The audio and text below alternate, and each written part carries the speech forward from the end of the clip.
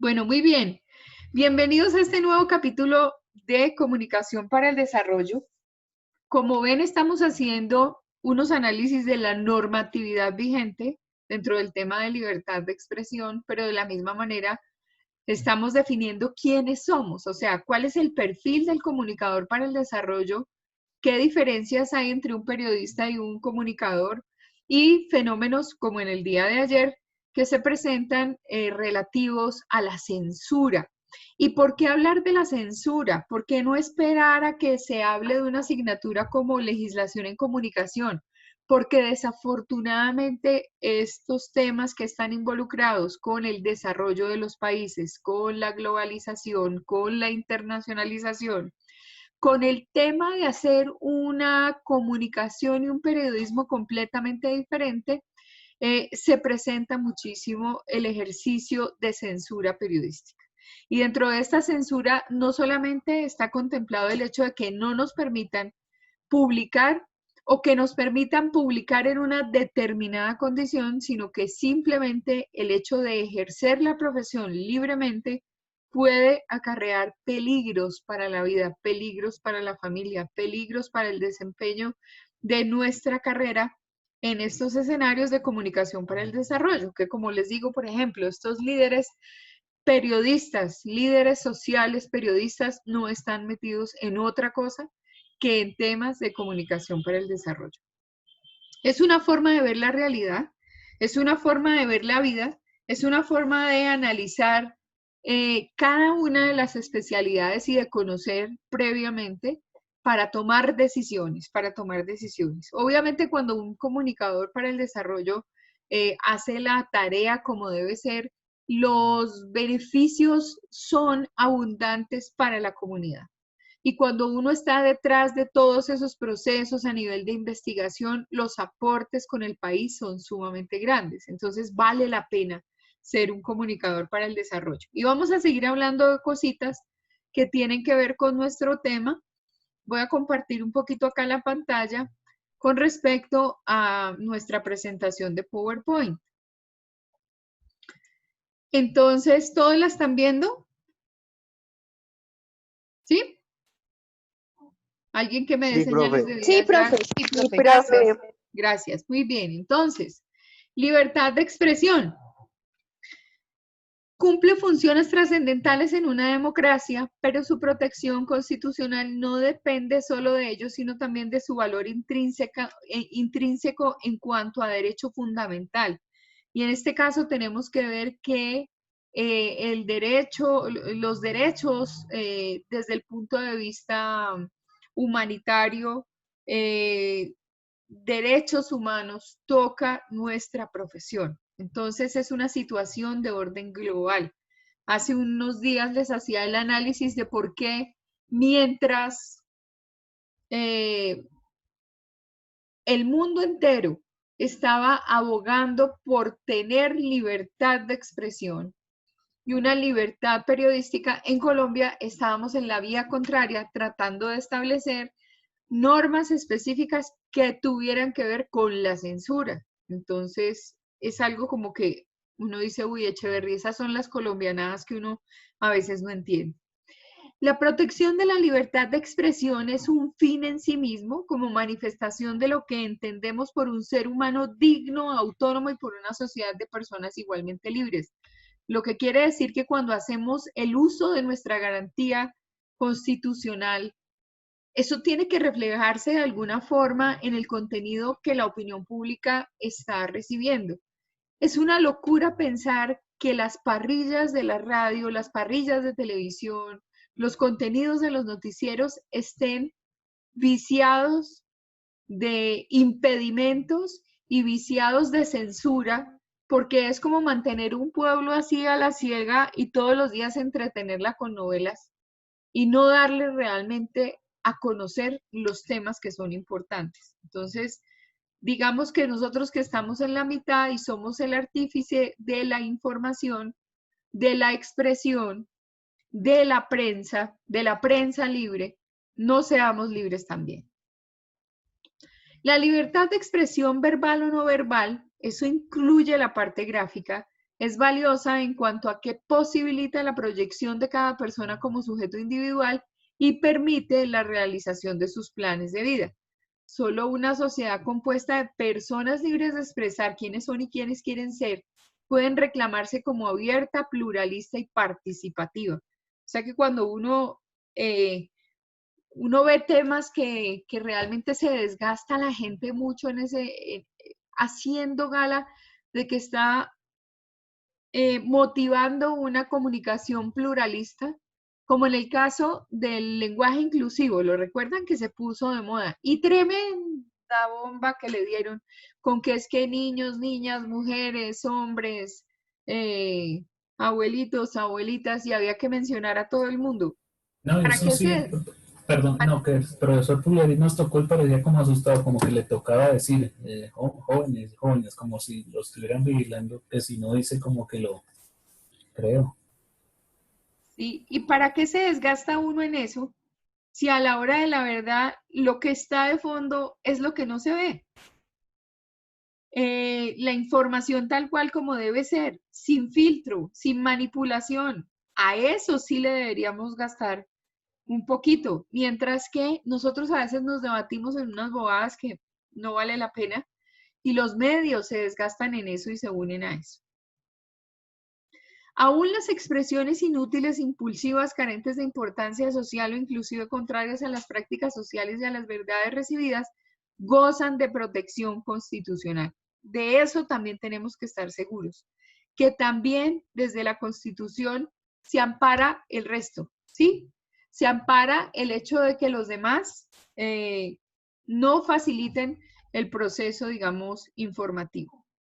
Muy bien, entonces tenemos a la Corte Interamericana de Derechos Humanos y ya les había mencionado, ellos dicen que hay dos principios. Uno, los medios de comunicación social están virtualmente abiertos a todos sin discriminación, o más exactamente, no debe haber individuos o grupos que queden excluidos de los medios, o sea que los medios tienen que llegar a todas partes. Entonces, cuando uno dice, de verdad, el Ministerio de las TIC favorece que todo el mundo en Colombia tenga acceso a la radio, que todo el mundo tenga acceso a la televisión, lo que les decía, no sé si fue ayer, porque la radio, por ejemplo, no es paga y la televisión sí tiene que ser paga. Y los canales que son nacionales, es que ni siquiera con una antena TDT, yo no sé quién en su casa ha tenido la antena TDT.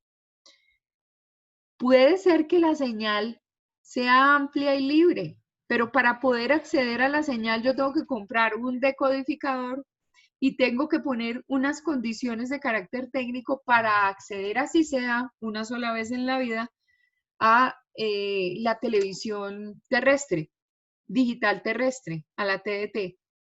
No es lógico.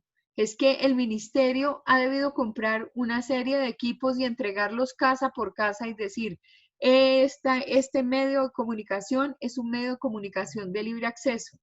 Es como si uno tuviera que comprar un decodificador para las señales de la radio. No es posible. Uno dice con muy buena gana, uy, pero este periódico, el ADN y el otro, el Publimetro, no me cobran, qué maravilla. No, es que así deberían ser todos. Nadie tiene por qué cobrar.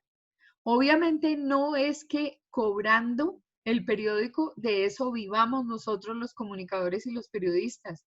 No, para eso existe la pauta. Y la pauta es la que de alguna forma sostiene a los profesionales del medio. Pero entonces, eso de cobrar no es facilitar el acceso de la gente a los medios de comunicación. Otro aspecto es que debe haber respeto en los medios de comunicación y que ellos se constituyan en un verdadero ejemplo de la libertad y no de la restricción. Entonces, debe haber pluralidad de medios, no a los monopolios. Y miremos acá qué son los medios de comunicación hoy en día. Pues monopolios, monopolios económicos.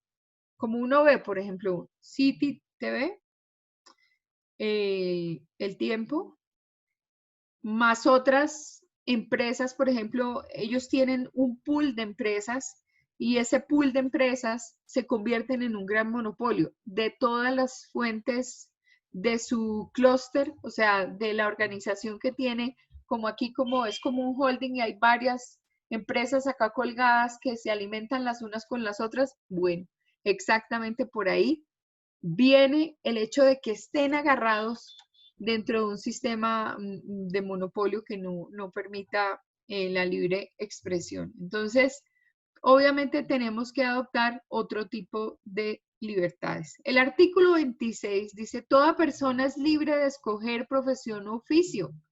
La ley podrá exigir títulos de idoneidad. Las autoridades competentes inspeccionarán y vigilarán el ejercicio de las profesiones. Las ocupaciones, artes y oficios que exijan formación académica son de libre ejercicio, salvo aquellas que implique un riesgo social. Y es muy importante que ustedes analicen este artículo 26 por esta razón. ¿Saben dónde estamos nosotros a nivel de profesión? ¿Se alcanzan a imaginar dónde estamos? No, profe. Las ocupaciones, artes y oficios que no exijan formación académica son de libre ejercicio, salvo aquellas que impliquen un riesgo social. Y entonces uno dice, y yo haciendo semejante esfuerzo por pagar una carrera, y resulta que cualquier chiflamicas viene y ejerce mi profesión. Entonces uno ve a la reina de belleza que la eligieron por bonita, pero que reemplazó una comunicadora que era agraciada, pero que no era tan bonita, ¿sí? Porque como seguimos las mujeres, bueno, yo no, pero las jovencitas y las muy bonitas siguen siendo vistas como objeto sexual. Como que, uy, es que esta niña tiene que ser absolutamente divina para que presente tal sección en el noticiero y que sea un cuerpito lo más bonito para que ese cuerpito se exponga en televisión y entonces al final del noticiero se pueda decir que fulano de tal viste a XXY palito. Ustedes se han dado cuenta acerca de eso, ¿verdad? ¿Todo fue culpa de la privada? Sí, ¿Antes no era así o cuando llegó No, la antes no era televisión así, privada? antes todas las feas éramos presentadoras de Mm, televisión. O sea, yo entré a televisión y entré por mis propios medios, estuve sí. trabajando 7 años y bueno, en algún momento el gerente del noticiero, en un 9 de febrero, día del periodista, que nos invitó a comer, el señor me quiso poner la mano en la pierna y yo le dije, hey, caballerito, tú te estás equivocando, levanta la mano antes de que a mí se me ocurra hacer un escándalo. Y volvió y lo hizo, lo agarré así, le agarré la piel y le quité la mano. No me podía quitar porque ya estábamos dispuestos como en una mesa de comedor de restaurante, imagínense. Y al día siguiente le dije, mire, caballero, usted conmigo se equivoca. Me dijo, es que usted no quiere escalar periodísticamente. Le dije, no, papacito, si eso es el precio que yo tengo que pagar, pues estaré todo el tiempo por fuera de los medios de comunicación, pero yo a esto no me transo. Y tenía una corta edad, tenía 25 años, tenía muy poquitos. Y no permití que el señor abusara, pero en esa época obviamente había periodistas que llegaban a muy buenos cargos por el hecho de tener otras gracias.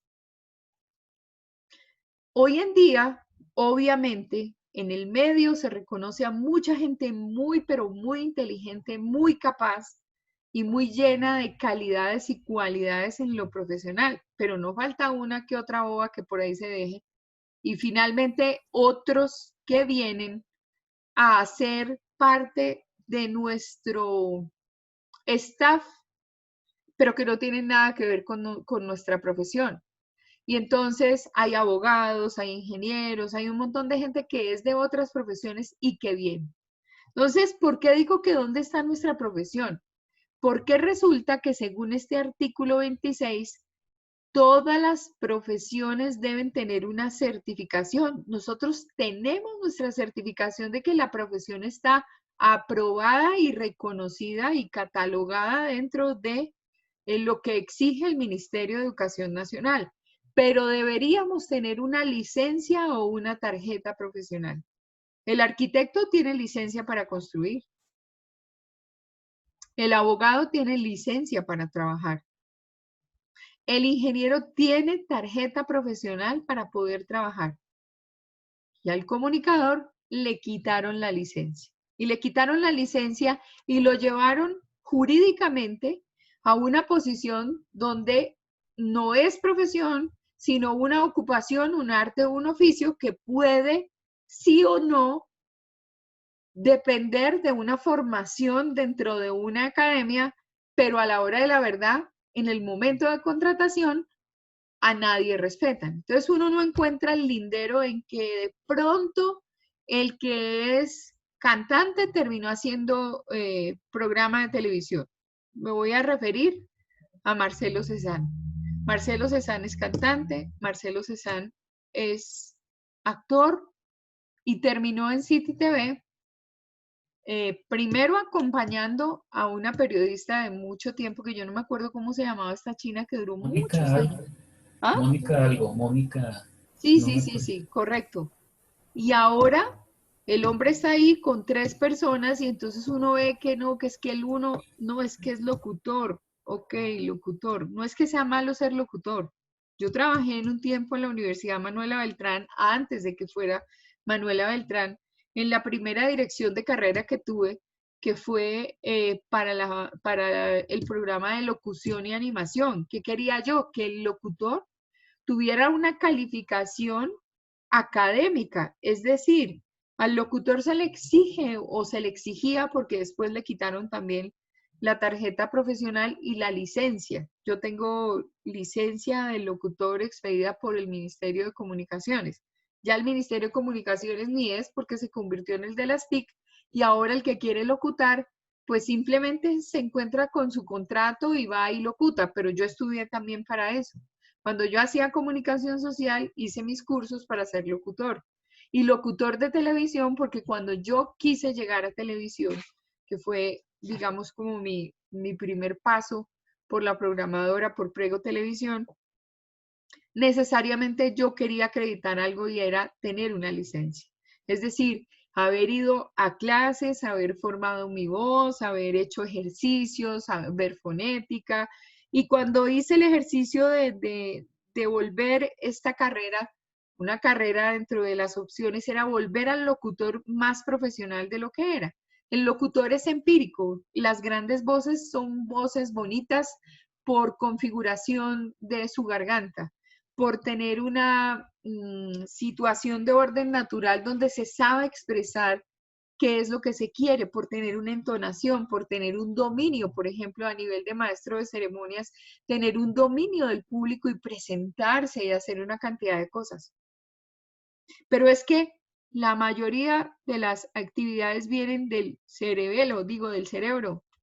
Y entonces cuando yo sé cómo es el medio, cuando conozco los géneros, cuando conozco cuál es el lenguaje, cuando tengo habilidades para escribir, cuando conozco la ortografía, cuando conozco de sintaxis, cuando conozco de cautivar a un medio, cuando empieza toda esta integralidad del comunicador con todas sus habilidades para trabajar con las comunidades o trabajar dentro de las organizaciones, ser facilitador de proceso, estar de tú a tú con la alta gerencia de la organización para decirle, mira, debes hacer esto o no debes hacer esto. Ah, que estás en una condición de crisis reputacional, entonces confía en mí como profesional y como gabinete que yo te construyo una nueva imagen, o que vamos a trabajar en este caso específico de crisis para saber cómo nos vamos a comunicar con la opinión pública. Para eso se necesita haber estudiado.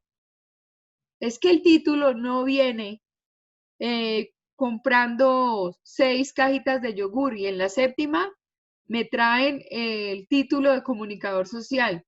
Y la ley, por eso era el comentario anterior, no necesariamente, si lo recuerdan, me voy a volver un poquito. No, ahí me estoy...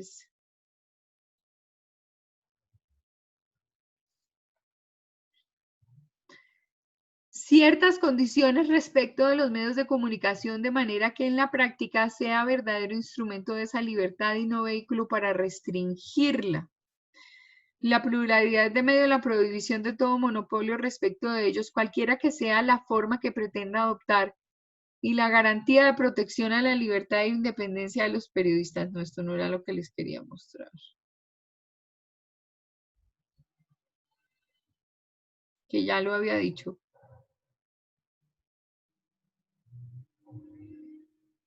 Ahí ahora se me embolando. Bueno, en fin. Es que es menester que tenga reconocimiento y que tenga su posición.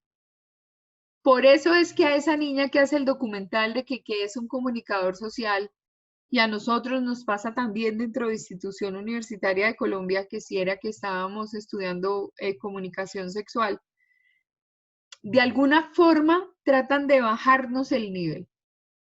Y es que no puede ser así, porque es que se necesita estudiar, se necesita conocer de muchos temas, de ser un estratega, de ser inteligente, de hacer investigación, todas las condiciones que muestra esta joven en su video. Así es la vida, muchachos, pero no tenemos una tarjeta profesional. Algún día, si no se puede, mientras estas generaciones que estamos ya mayorcitos, tratamos de ganar la batalla, de pronto esa batalla la pueden liderar ustedes. Una batalla donde el comunicador social y el periodista tengan su tarjeta. Que para trabajar en medios de comunicación no se necesite ser bonito y no se necesite haber pasado primero por señorita Colombia o señor Colombia. Que no se necesite ser abogado, por ejemplo. Y es que los abogados dicen, no, o sea, a nosotros nos queda muy fácil porque nosotros conocemos la norma. Claro, en un país como este, donde para poder entrevistar a la humanidad se necesita tener conocimiento de la ley, de las etapas procesales, pues claro, les queda más fácil a ellos que a nosotros entender de esa dinámica. Pero ustedes están muy jóvenes y ustedes lo van a lograr. Si es que si pudieran hacer otra carrera, esa carrera debería ser derecho, o por lo menos que pudiéramos sacar la especialización en legislación, que es una especialización jurídica interesante. Bueno, muy bien. Ley 51 de 1975. Hasta ese entonces las cosas estaban bien. ¿Qué decía la ley? Reglamentaba el ejercicio de periodismo y se dictaban otras disposiciones. Esta ley fue declarada inexequible por la Corte Constitucional con una dichosa sentencia que se llama la sentencia C087 de 1998.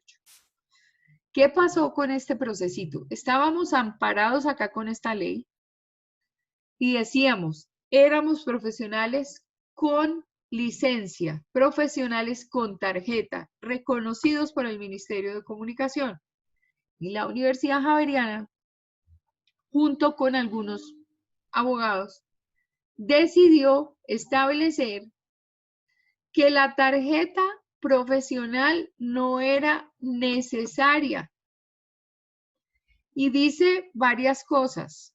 Esta sentencia, que además está colgada en la plataforma, la ley 51 está colgada en la plataforma, la sentencia C087 está colgada en la plataforma. Dice esta sentencia que cualquier persona puede ejercer las labores del comunicador social o del periodista, que no se necesita ser únicos en la materia y que obviamente todas las personas que quieran fundar medios de comunicación lo pueden hacer porque en Colombia hacer un medio de comunicación como radio, televisión o cualquier otro tipo de medio no debería estar sujeto solamente a comunicadores porque hay otros profesionales de otras disciplinas y fuera de eso en Colombia hay una norma donde se garantiza el derecho al trabajo. Y entonces uno queda ahí como medio loco, como quien dice, entonces las normas también salieron para darnos en la cabeza. Pues bueno, ahí está en este par. Para que aclaren las cosas, teníamos tarjeta profesional. Con esta ley, ley 51 de 1975 y en 1998 una sentencia de la Corte tumba la tarjeta y ya cualquiera puede ser periodista. ¿Por qué era necesaria la tarjeta? Porque si ibas a trabajar en radio o televisión, tenías que presentar tu tarjeta profesional. Al quitarla, cualquiera puede trabajar en medios de comunicación. ¿Cómo les parece esa perla? Profe, y entonces ahora ¿cómo se hace? Nada, nadie necesita nada. Tú simplemente acreditas tu calidad y tu cualidad a partir del trabajo, pero si quieren, pues pedirte, por ejemplo, que seas profesional, simplemente muestras tu cartón, pero ya no tienes que tener una licencia en la mano.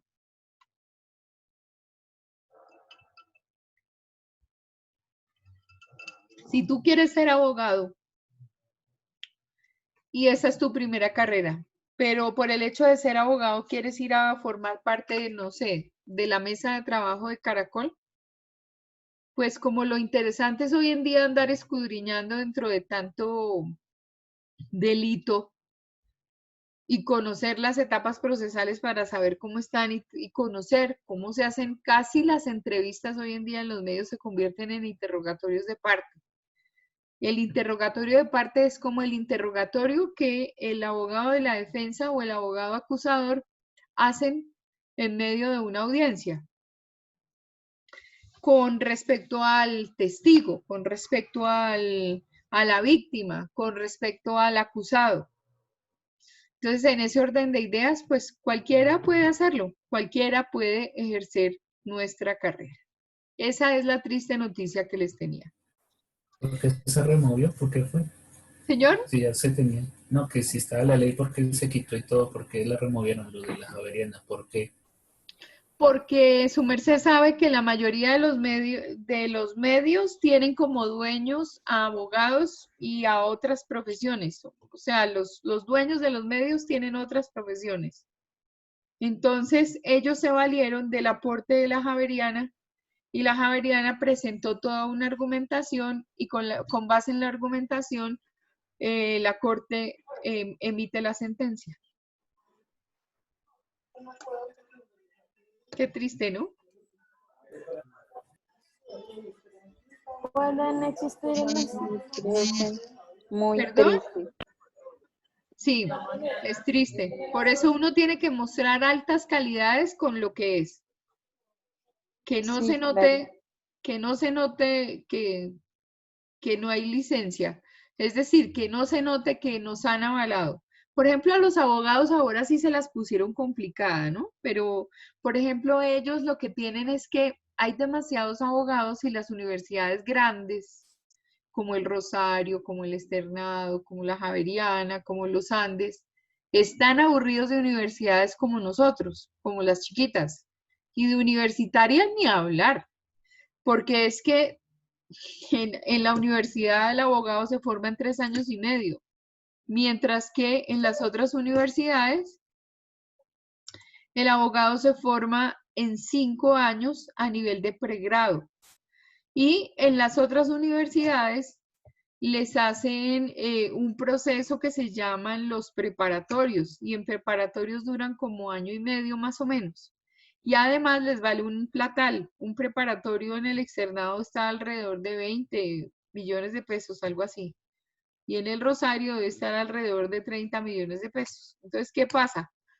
Universitaria de Colombia presenta un programa de derecho donde los estudiantes hacen 10 periodos, se gradúan en un tiempo más rápido como ustedes, pero no tienen preparatorios. Y entonces eso le cae al hígado a las universidades que sí los tienen, porque hay mucha gente que sale corriendo para una universidad como la nuestra. Por eso es que hay tanto abogado en la universidad. Aparte de que se les abre la puerta a muchos funcionarios del CTI, muchos funcionarios de los juzgados, muchos auxiliares de la justicia que ven con muy buenos ojos poder hacer la carrera de abogado y sacar el título. Entonces, ¿qué pasa? Se inventaron los grandes que ahora hay un examen. Y entonces nuestros compañeritos de derecho tienen ahora que presentar un examen de suficiencia para poderse graduar. ¿Y saben dónde lo Tam- presentan? Perdón, que también a nosotros, que lo dijo el doctor Ramos, que ahora también a nosotros, creo. A los comunicadores. Sí, que si No, no se pasa, ¿no? no, no. Nosotros tenemos para graduarnos el ECAES, ¿sí? Pero el ECAES, que es en séptimo periodo, es un examen obligatorio para ver qué nivel tienen los profesionales. Pero es que a los abogados les añadieron un examen para mostrar calidad profesional. Y si no pasan ese examen, no se pueden graduar. Y ese examen no lo presentan en la universidad, sino lo presentan en una de las universidades grandes. Ese es un invento de las grandes con el Consejo Superior de la Judicatura. Pero pues digamos que esos son como unas peleas que a veces uno tiene que librar porque pues surgen cosas, ¿no? Entonces ellos se inventaron que para que no haya tanto abogado, le quieren hacer el quiebre a las universidades pequeñas, porque les tienen miedo, porque los abogados salen bien formados, porque además es gente que tiene mucha experiencia. Entonces, por ejemplo, nuestros compañeritos, es que uno ahí donde los ve, esa gente es del CTI, esos abogados, los que están en proceso de formación son de la rama judicial, esos son auxiliares de la justicia, es gente que trabaja como perfilador criminal, o sea, ellos tienen su hojita de vida interesante. Es que ahí uno los ve con cara de estudiante, pero son personas que han hecho otras actividades y que con la posibilidad que les brinda nuestra universidad se pueden hacer abogados. Entonces, ellos están en la vía contraria a nosotros. Nosotros los comunicadores cada vez con menos reglas para poder trabajar en medios, fundar medios y los abogados poniéndoles más cercos para que no puedan lograr. Volviendo al tema de libertad de expresión, entonces está la Ley 29 de 1944. En el artículo 19 dice: se dictan disposiciones sobre prensa. Todo director de periódico está obligado a insertar gratuitamente dentro del tercer día del recibo, si se tratare de un diario, o en el número próximo más inmediato, si no lo fuere, las rectificaciones o las aclaraciones que se le dirijan por particulares, funcionarios públicos, corporaciones o entidades con motivo de relaciones falsas de sus actos o a quienes se haya ofendido con conceptos injuriosos en dicho periódico, siempre que tales rectificaciones no tengan carácter injurioso. Entonces, ¿qué tenemos acá? La figura de la rectificación. Y es que, muchachos, nos tenemos que acostumbrar desde siempre a que no escribimos para andar rectificando.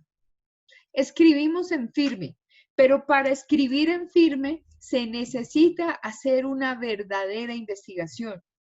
Entonces tenemos que llenarnos de recursos, llenarnos de documentos, hacer uso de todas las normas que les he presentado, de libre acceso a la información, para obtener los documentos, para no hablar de lo que ocurre en las entidades, por ejemplo, sin conocimiento de causa, porque hay mucho comunicador que se dedica a hablar, se dedica a escribir en medio de falsedades y esto no puede ser.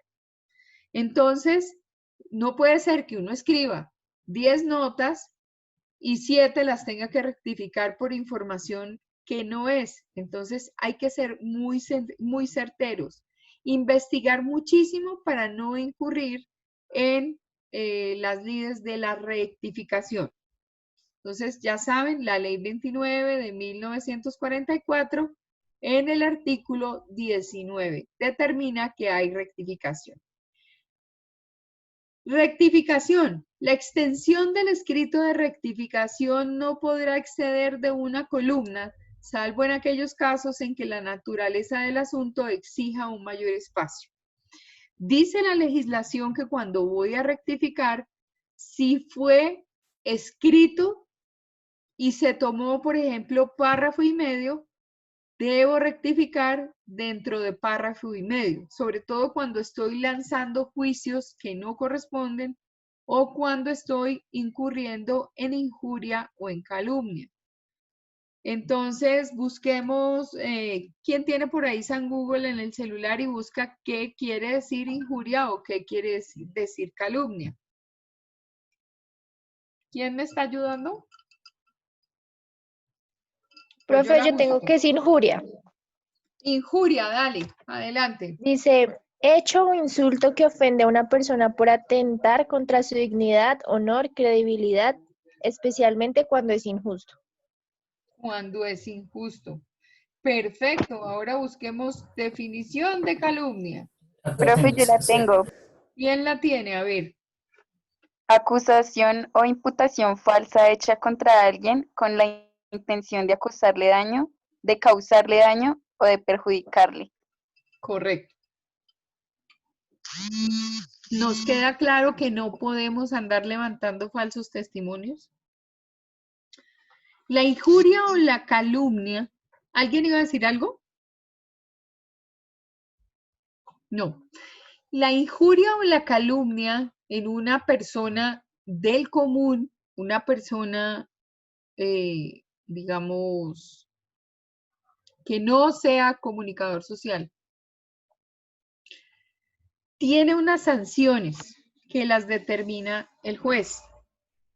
Y obviamente el juez debe establecer si realmente se cayó en injuria o en calumnia.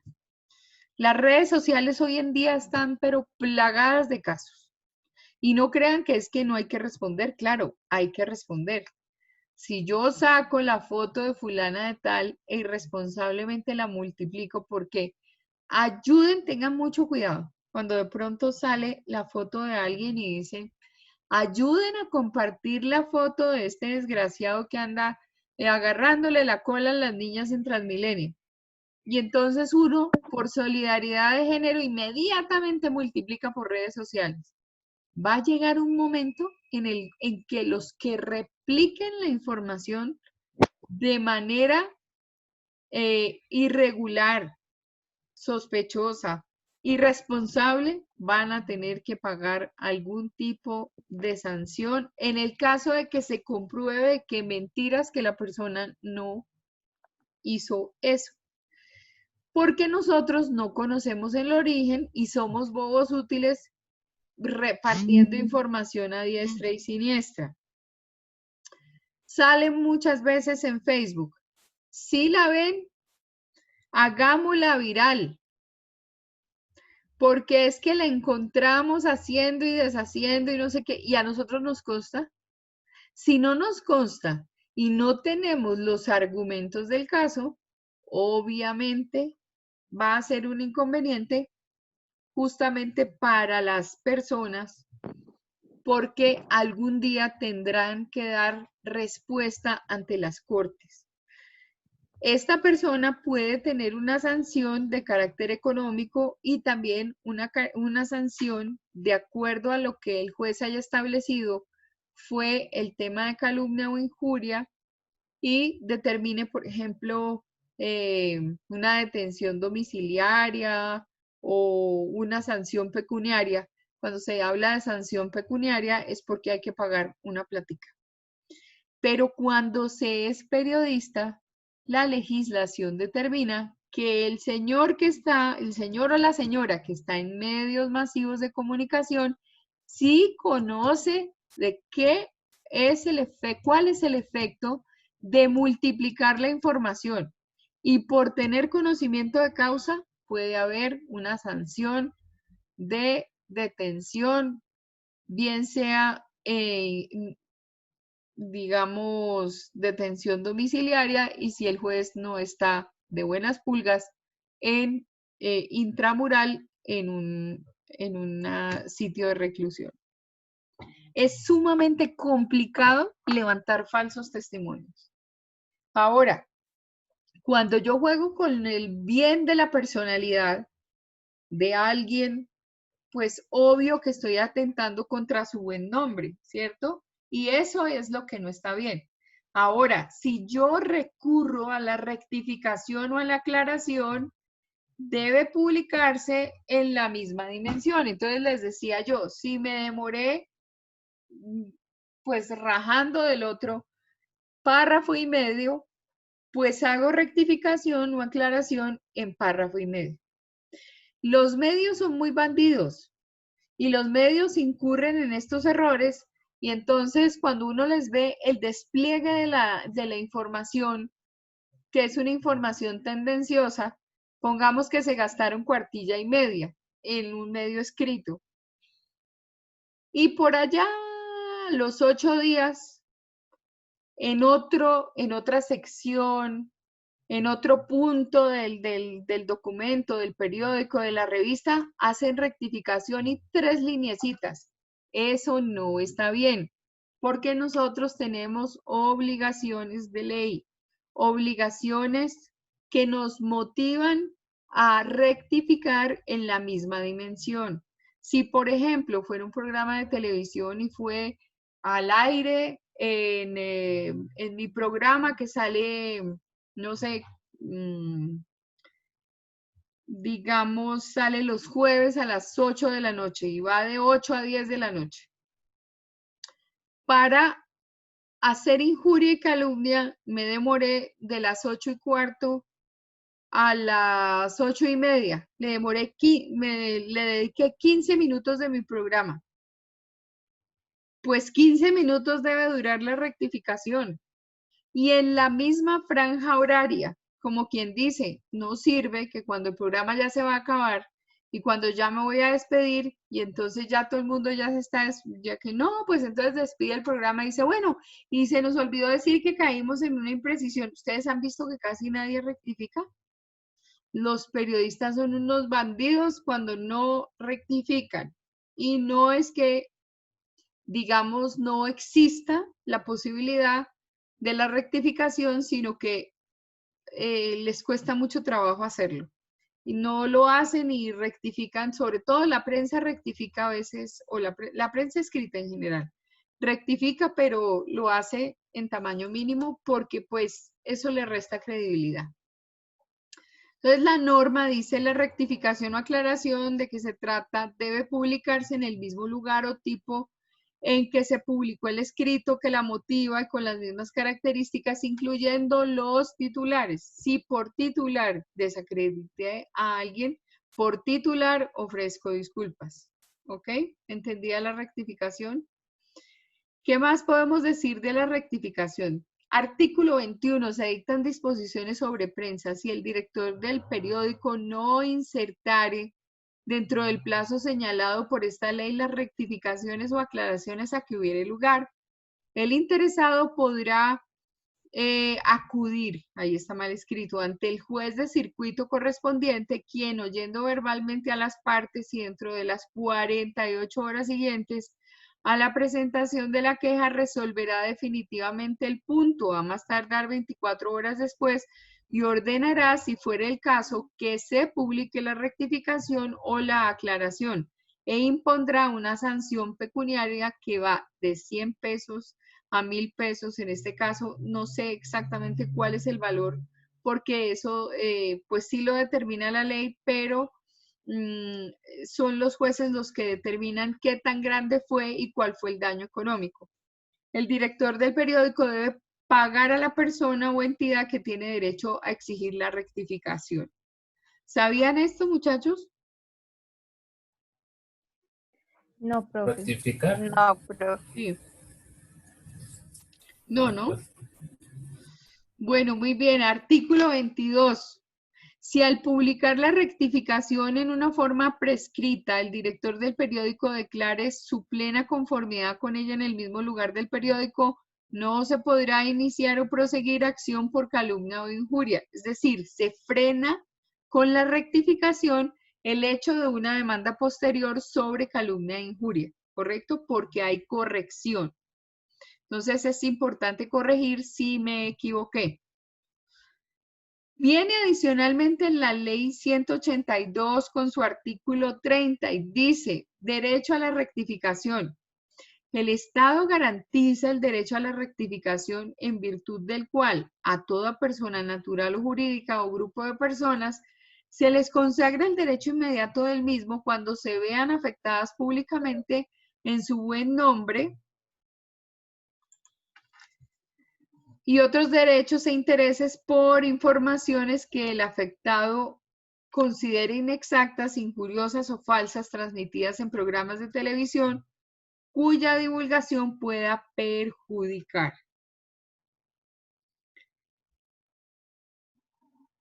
Dentro de los 10 días hábiles siguientes a la transmisión del programa donde se originó el mensaje motivo de la rectificación, salvo fuerza mayor, el afectado solicitará por escrito la rectificación ante el director o responsable del programa para que se pronuncie al respecto. Este dispondrá de un término improrrogable de 7 días hábiles contados a partir de la fecha. 7 días hábiles son lunes, martes, miércoles, jueves y viernes. 7 días calendarios son lunes, martes, miércoles, jueves, viernes, sábado y domingo. ¿Sabían la diferencia entre días hábiles y días calendario? Desde el punto de vista jurídico. Bueno, muy bien. Entonces acá hay que tener en cuenta que dice la norma, 7 días hábiles contados a partir de la fecha de la solicitud para hacer las rectificaciones a que hubiere lugar. El afectado elegirá la fecha para la rectificación en el mismo espacio y hora en que se realiza la transmisión del programa motivo de la rectificación. En la rectificación, el director o responsable del programa no podrá adicionar declaraciones ni comentarios ni otros temas que tengan que ver con el contenido de la rectificación. Vale la pena aclarar que los canales tienen espacios para el televidente, cosa que no tiene la radio. Entonces, ¿cómo es que se llama la RCN y cómo se llama la de Caracol? City TV, defensor del televidente. El defensor del televidente. Caracol es doble vía. Ok, y RCN, el que está Consuelo Cepeda. La cosa es que los programas de rectificación los sacan en un horario donde todo el mundo está durmiendo casi siempre. Y entonces no ven, pero procuran hacer rectificación. O sea, tampoco hay que echarles el agua sucia, hay que hacer rectificación y hay que dejarle un espacio de defensoría al televidente. Eso en las revistas, en los impresos, en los periódicos no existe. En los periódicos existe la rectificación directa, pero se hacen los locos con el despliegue de la información. Entonces, en la dimensión en que rajé de una persona sin tener conocimiento de causa, en esa misma dimensión rectifico. ¿Entendido? Bueno, muy bien. Entonces, teníamos unos videos y vamos a volver un poquito a mezclar estas definiciones nuestras con la normatividad, porque es que la normatividad es densa, ¿cierto? Y en esta normatividad, pues nos aburrimos, porque pues son temas que regularmente no nos gusta revisar, pero todas estas leyes son importantes, leyes, normas, definiciones, sentencias, todo lo que sea para bien, para desarrollar una profesión ecuánime, es bueno tenerla presente. Entonces, tienes un primer, voy a dejar de compartir pantalla por acá. ¿Qué es ser periodista? Sí. Exactamente, Es sí. el primero. Sí. Ya. Vale la pena hacer la introducción. Este video es de Argentina. Argentina tiene muy buenos periodistas. El periodismo de Argentina es sumamente agresivo. Y es un agresivo que tiene, sobre todo en el deporte, tiene de todo, porque son graciosos, son sarcásticos, en fin, no tienen pelos en la lengua para nada. Entonces, bienvenido, Julito, con tu primer video.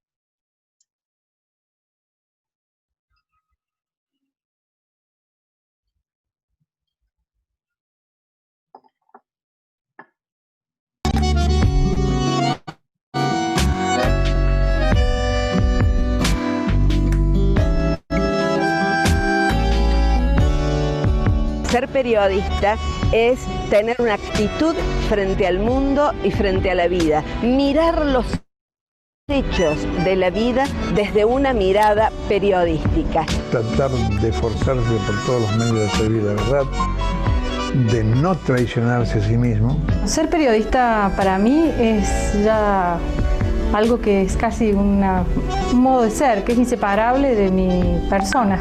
Y de alguna manera de comprometerse íntegramente en un trabajo que requiere una permanente autoinformación y enriquecimiento cultural. Y hacerlo con compromiso, con militancia y con una vocación que evite que la historia nos pase por encima. En el balance general es una tarea grata, es una tarea que deja al hombre bien consigo mismo después de haberla desarrollado durante 24 horas en el día o durante 50 años de su carrera profesional.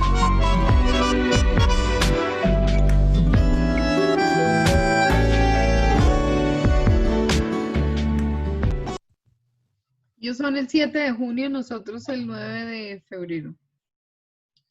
Y vamos con el segundo, que son si mal no estoy, son las clasificaciones que hace Daniel Coronel sobre las claves del periodista.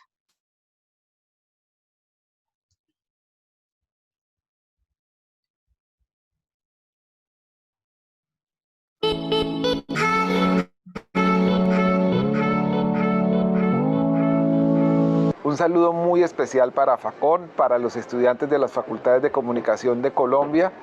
Decirles que siempre estamos pensando en ustedes y que los periodistas que vienen son mejores que nosotros. Bueno, los nuevos colegas van a tener retos tanto o más interesantes de los que hemos tenido nosotros. El primer reto es enseñarle a la gente a desconfiar de lo que ve. Ahora hay una multiplicidad de alternativas aparentemente informativas, pero esa información no siempre es confiable. Nosotros los periodistas ahora también estamos obligados a hacer la pedagogía de lo que es confiable y de lo que no lo es. Y además a diferenciar entre el periodismo y la propaganda. Las dos cosas tienen una labor funcional totalmente distinta, pero el periodismo está hecho fundamentalmente como contrapoder, no para favorecer los intereses de los poderosos, sino los de los ciudadanos.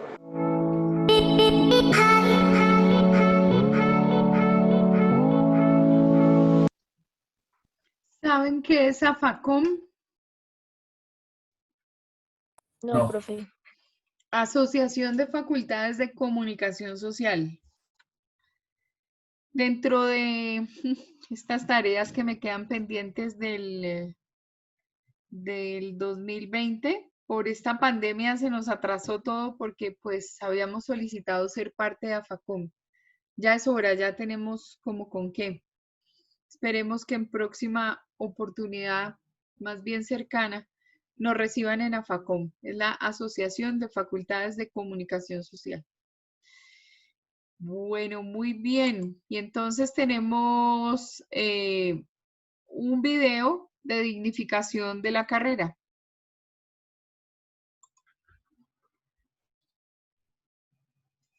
Ese foro proyecto de ley. Ese foro proyecto de ley de comunicador social, sí. ¿Ese?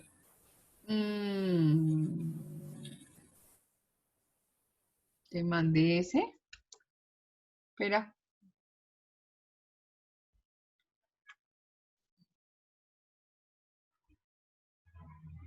El otro es el del señor Gumucio, Comunicación y Desarrollo. Sí. El número 3. El 3, entonces, el 3 para mí es foro proyecto de ley. Sí, sí, señor. Sí, bueno. Correcto.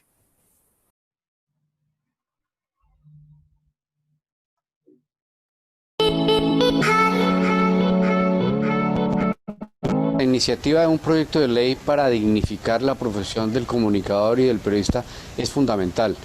Y el escenario natural deben ser hoy las escuelas y programas de comunicación en el país. Esa es la razón por la cual hoy, que inicia el periplo del proyecto, está aquí en Barranquilla, pero lo queremos llevar, que AFACON tenga presencia en las 5 y 6 regiones más que tiene para que pueda allí conocerse y que reciban de primera mano el senador y sus asesores las opiniones que tienen los profesores, los investigadores y las mismas direcciones de los programas en torno a este proyecto de ley. Es muy importante esta ventana que se ha abierto porque nos permite dialogar y discutir sobre lo que nos compete, sobre lo que nos interesa. Hoy tenemos un debate de frente, lo estamos mirando de frente, porque esa posibilidad se ha abierto en el Congreso de la República. Hoy son el Senado de la República, hoy son las agremiaciones de base del periodismo, hoy es la Asociación Colombiana de Facultades de Comunicación Social, los que están dialogando para enriquecer una iniciativa que va a regular la profesión a partir de ese reconocimiento que justamente el Senado señalaba. Esto, más que un oficio, es, por supuesto, una profesión. Quiero primero resaltar el papel de AFACON por todo el acompañamiento para la construcción y fortalecimiento y el enriquecimiento de este proyecto de ley que busca la profesionalización y la protección de los periodistas y comunicadores sociales. Hemos iniciado una serie de audiencias a lo largo y ancho del país. Hoy estamos en Barranquilla, próximamente en Cali, Medellín, en el Meta, estaremos también en Santander, todo en aras de construir un proyecto que le sirva a las escuelas de comunicadores sociales, a los periodistas y podamos nosotros dignificar esta profesión. En cuanto a lo que me gusta del proyecto de ley es la importancia de que esta carrera de una vez se dignifique, que tengamos una tarjeta no para mostrar, sino para tener el aval del profesional. Lo segundo importante que me parece es el tema de las empresas y medios para la vinculación de profesionales y cerrar la llave de los empíricos. La participación de los estudiantes, sobre todo, nos ha ayudado en percatarnos que hay que mejorar ciertos aspectos del proyecto. Hay unas dudas en relación al profesionalismo de los empíricos y por eso hoy concluimos que vamos a revisar ese artículo precisamente porque como está hoy en día establecido, se le da una credencial de periodista a aquellos empíricos que hayan ejercido por más de 15 años. Vamos a revisar este artículo precisamente y después de las audiencias que realizaremos tendremos un texto definitivo para poder aprobarlo en segundo debate. Creo que somos una profesión de alto riesgo y demandamos no solamente la protección, sino el consentimiento de una sociedad que a veces nos mira con desdén, algunas veces por culpa nuestra, pero que tienen que reconocer que al fin de cuentas el periodismo es la profesión que le permite a la sociedad los insumos necesarios para tomar mejores decisiones.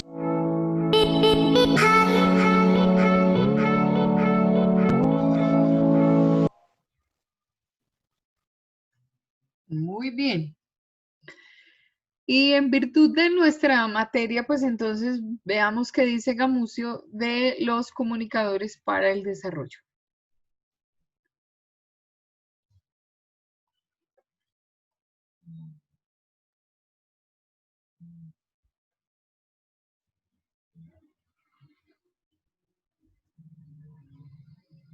Ahora, yo hablando con mucha gente de organizaciones para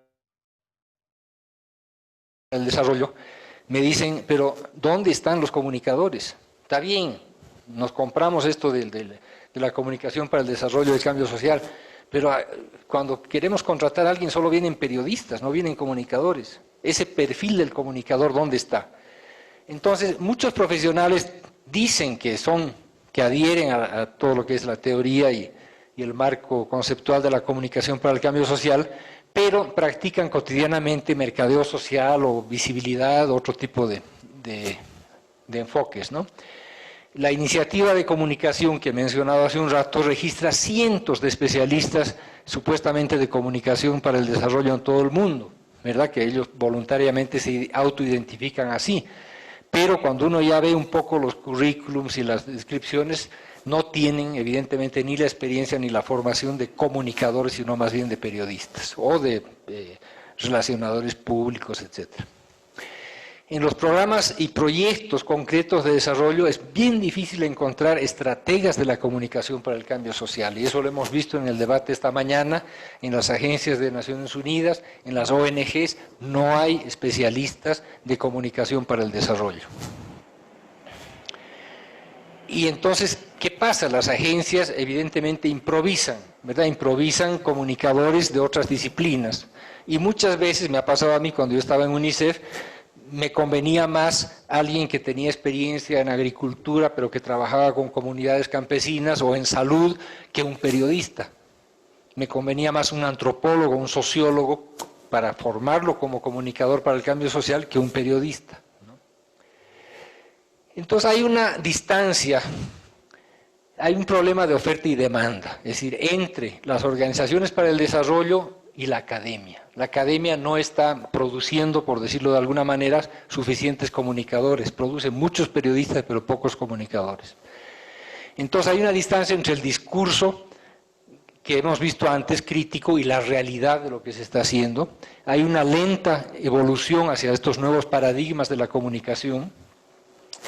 Muy pocos estrategas de comunicación en el mundo que puedan trabajar al mismo nivel con planificadores y expertos, es decir, la jerarquía del comunicador en las organizaciones de desarrollo es mínima, es la quinta rueda del carro. Se lo utiliza para convocar a conferencias de prensa, para relacionarse con la agencia de publicidad, para hacer un spot, pero no para planificar una estrategia de comunicación. Entonces hay mucha improvisación de personal de corto plazo en tareas muy puntuales. Se necesita jerarquizar la profesión, el campo de la comunicación para el desarrollo.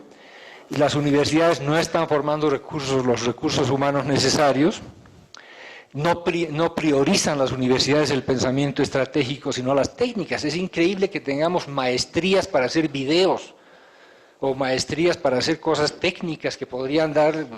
Eso es donde se aprenden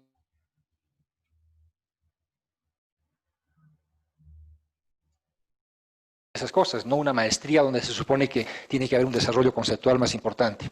Entonces, esto viene que hace 25 años las viejas escuelas de periodismo, que así se llamaban, cambiaron de nombre, pero no